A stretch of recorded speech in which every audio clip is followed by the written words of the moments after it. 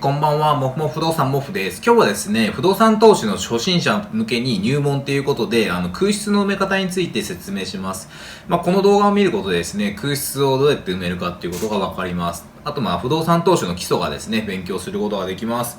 で、自分は不動産投資を2014年からずっとやってきていて、結構、今まで過去4棟ですね、不動産、買ってきました。で、その空室を埋めるってことはやっぱ一番重要なことなんですね、買った後にすることで。それのコツについて説明してます。で、不動産投資でどうやってお金を稼ぐかっていうと、まず銀行からお金を借りますと。で、お金を借りて、そ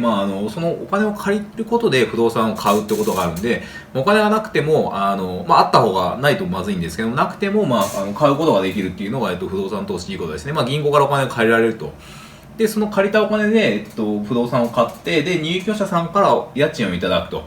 で、ここが一番重要なんですね。これが稼ぎになるんで、なので空室を埋められないと結局お金が入ってこないってことなので、埋まらない物件持ってるほど寂しいことないですよね。なので絶対埋めるっていうのは一番重要なことなんですよね。買った後にすることで。で、そこから家賃をもらって、で、そこからさらに銀行さんへ返済しますよ。例えば税金とか支払いします。で、それで手元にお金が残る。それが不動産投資の醍醐味ですね。なので、しっかりと、お金を借りるっていうこと、あと、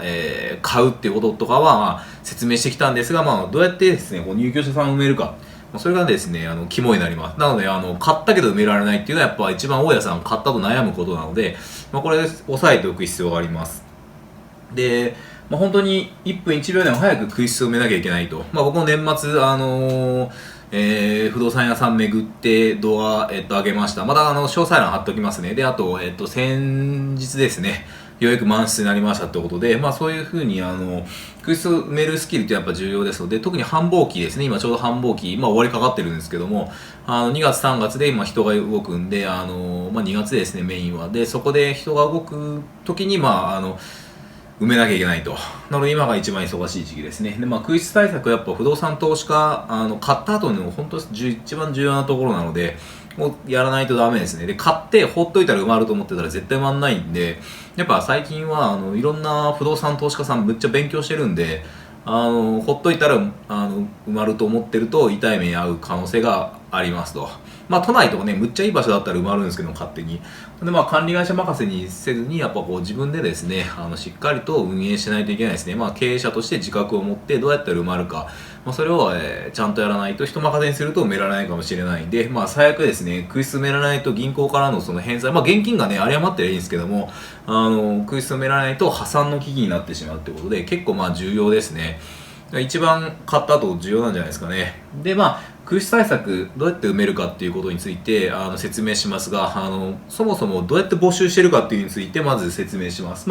その空室がですね、埋まる流れっていうのをもやっと知ってる方は多いと思うんですが、しっかり、基礎ですね、説明します。でまずお客さんがですね、大体今ネットで見るんですよね。ネットでその物件どれかっていうのを見るので、スーモとかホームズ、アットホームとかですね、いろんなサイトがあると思うんですが、大体スーモとかホームズが多いんですかね。見て、このペンギンさんがお客さんで、家をこの、青い家が気に入りましたと。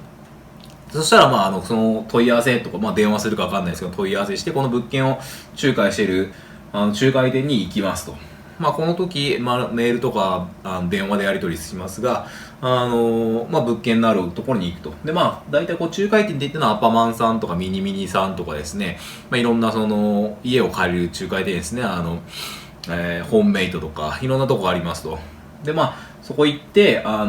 営業マンさんの話を聞いて、あと内見したいですよってことを言いますと。そしたら物件を案内してくれますっていうんで、今大体3件ぐらい案内見て決めるのは、3件2件ぐらいですかね。結構ここでかなりこのお客さんはネットの情報でほとんど決めちゃうらしくて、昔みたいに飛び込みでいきなり行っていろんな家を見せていただくっていうよりも、もうある程度絞ってこれとこれこれ見せてみたいな形が多いみたいですね、最近だと。なので3つぐらい見せて、この営業マンさんが。で、最初に、一般的な当て物件って言って、どうでもいいような物件見せて、普通の物件見せて、一番決めたい物件を見せる。そういう順番とか、あるみたいなんですが、そういう感じで案内して、で、ペンギンさんが気に入ったら、借りると。で、あと、どうやってそもそも募集するかっていうと、管理会社さんが、仲介店とかに、依頼して、この部屋が空いたよって言って募集かけてもらうと。そんな感じになってます。で、ここまでは、ネットに載ってることですね、大切なこと。あと、不動産屋さんが、自分の物件をちゃんと知ってることと、あと案内してくれて決まる。それになります。で、今回ネットですね、ここですね、入り口が一番重要っていうことがあるんで、入り口についてです。で、どうやって募集かけてもらうのってところが最初にあるんですが、募集かけてもらうのは2通りあって、1つは、管理会社から、ミニミニ仲介店さんに連絡が行くパターンですね。で、そのパターンが一つだと、自分で仲介店さん回る。その合わせ技っていうのもできるんで、ちゃんと管理会社と整合性取っておけば、どっちでやってもいいと思います。例えば、管理会社さんはこの2社にしか情報出さないよっていうようなことがあるんだとしたら、自分の方は、大家さんは、こっちの2社にお願いすると。自分はそういうふうにもしてたりとかしますね。なので、こっちの管理会社などよく話をして、どういう経路で、募集かけるかっていうのをしっかり最初に確認しておく必要がありますね。管理会社さんによっては、自社でしかやらないよっていうところもあったりとかして、そうなるとちょっと、かなり入り口が狭まっちゃうんで厄介なんですけども、そういうのはありますね。でもそういうところが募集強かったりとかするんで、管理任せざるを得ないみたいなケースもあるんで、ちょっと悩ましいところですね。で、まずは、仲介店さんに、自分で行くか、管理会社が行きますと。だと言ったら、まずは募集条件は最初に決めておいた方がいいですね。敷金いくらにするかとか、礼金いくらにするかとか、あと鍵どこに置くかとか、鍵の受け渡し方法ですね。自分はキーボックスを現地に設置するのがおすすめなんですが、あとは、写真とかも準備して渡しちゃうといいですね、行った時に。で、あとお店に行ってお願いしますって言って、申込書みたいなの書けば募集かけてくれるんで、基本決まるまでお金かからないんで、決まったらその時に広告料っていうのが1ヶ月とか発生するっていうイメージになるんで、そうですね。なのでいろんなとこ行くだけ行って募集かけてもらうお店が多ければ多いほど、それだけ可能性があるかなっていうふうに考えてます。その行った時についでにこういうふうに紹介してもらえる可能性もあるんで、そういうのでなるべく間口は広い方がいいかなっていうんで、特にね、自分の物件が競争力ない物件であればあるほど、いろんなとこにやらないと確率がですね、どんどん下がってしまって、いつまでも入居は決まらない、そういうケースになるかもしれない。僕は基本全部回ってますね。で、あとこれで依頼したらネットに載っけてくれるんですよね、ここにこの仲介店さんが。なので、乗っけたら依頼しに行ったら、1週間か2週間ぐらい経ったらちゃんとネットに載ってるかっていうのを見た方がいいですね。で自分の経験上なんですけれども結構間違ってますっていうんでネットの情報は確認した方がいいですね。はい。で、特に仲介店さんはかなり少ない人数でノルマがむっちゃあって大変なので忙しいっていうのをまず行く場合はですね気をつけておいた方がいいですね。で、特に仲介店さんに無駄な仕事っていうか、そういうのをなるべくさせないように、気を使ってあげるというかお互い無駄な時間は過ごしたくないと思うので、できるだけ相手をね気持ちよく仕事をしていただけるように、するっていうのは重要ですね。あとホームページネット載っけてもらうと、自分の経験じゃ 2,30% ぐらいの確率では何らかミスってるんですよね。結構忙しいのと、あと物件のその詳細まで把握してないっていうのがあって、多分数百件どころか1000件ぐらい物件あるから、その中の1件の情報とか入れるときに結構間違いやすいですよね。なので自分で見て間違いがないかどうかっていうのはチェックした方がいいですね。結局部屋が狭くなってたりとか、間取りが違ってたりとか、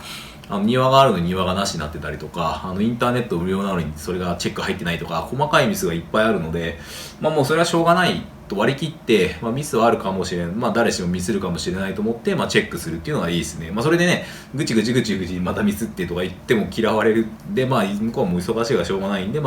ミスがないかはやっぱ親の責任で見ると。あと部屋のアピールポイントですね。僕の場合で言うと庭があるのに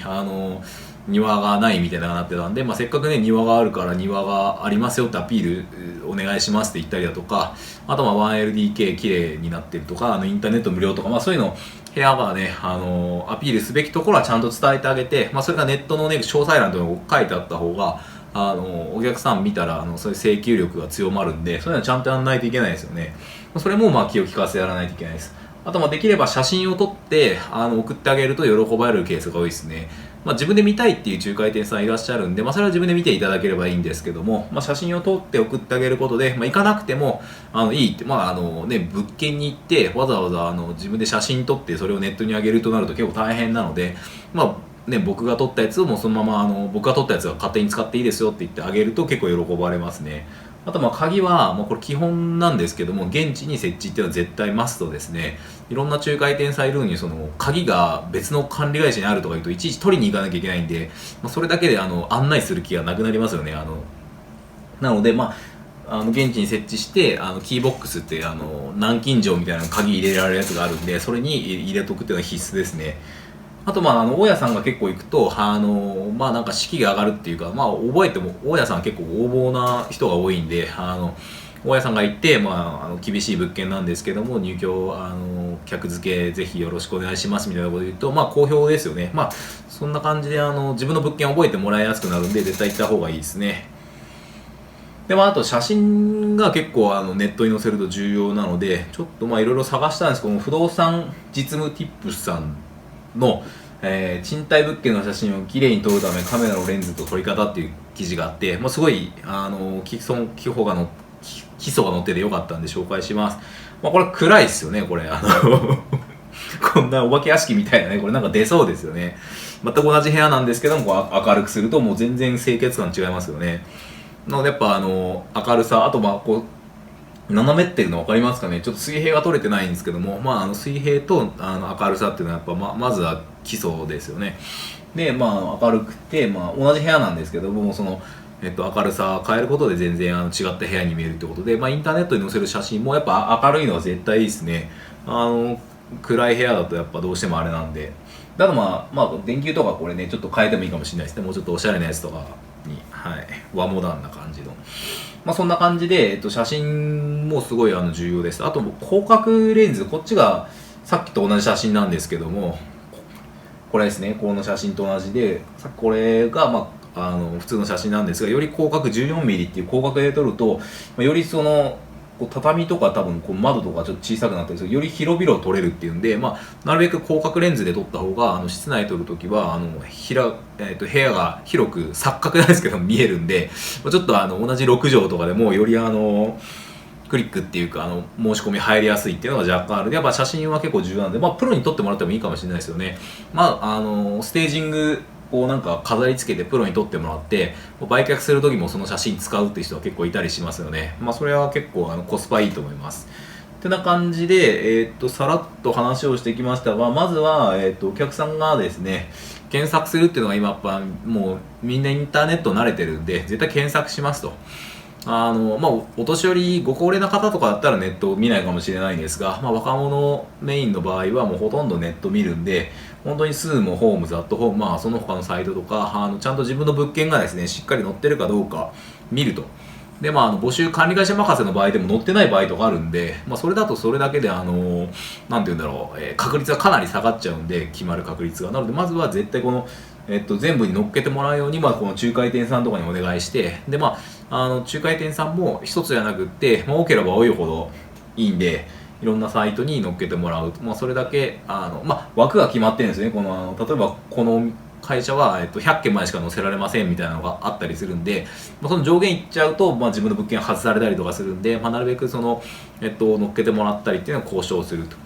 そういったところで、まずは、インターネットに載せる。で、さらに写真もですね、かなり見栄えが効いてて、それで、選ばれる、選ばれない。あと、どうせだったらステージングして、部屋をきれいに飾ったりすると、より申